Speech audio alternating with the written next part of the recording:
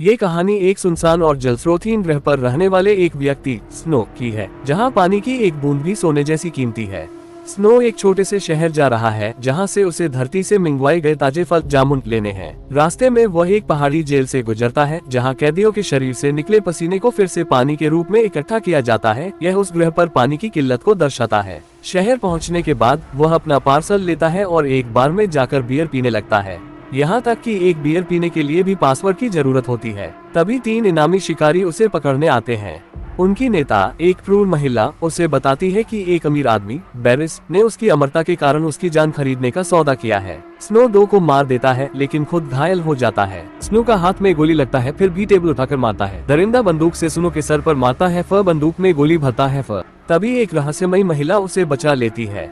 बाद में वह उसके साथ यात्रा पर निकलता है।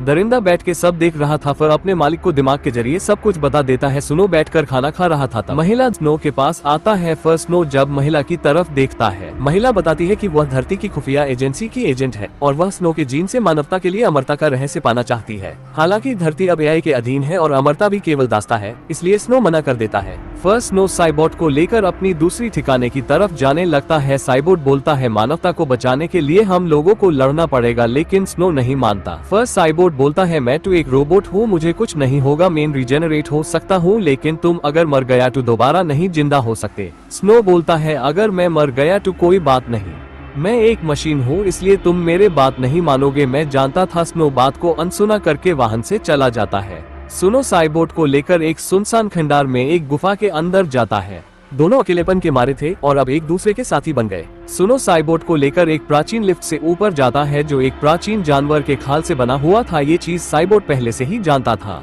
दोनों एक छुपे हुए अंडरग्राउंड बेस में पहुंचते हैं, जहां स्नो उसे अपने मंगाए गए जामुन खिलाता है। वर्षों बाद कोई ताजे फल का स्वाद। यही महिला स्नो की मरी हुई पत्नी के कपड़े पहनती है और उसे अपने प्यार का इजहार करती है। स्नो साइबोट को बोलती है कि तुम मेरी बीवी जैसी लग रही हो इन कपड़ों में। साइबोट स्नो की यह बात सुनकर थोड़ा सा भावुक हो जाता है। दोनों एक दूसरे से बहुत सारा प्यार करता है। अगले दिन सुबह साइबोट अकेले ही बिस्तर में था। इधर एक एलियन शिप में कुछ एलियन आता है। रात में दुश्मन हमला करते हैं।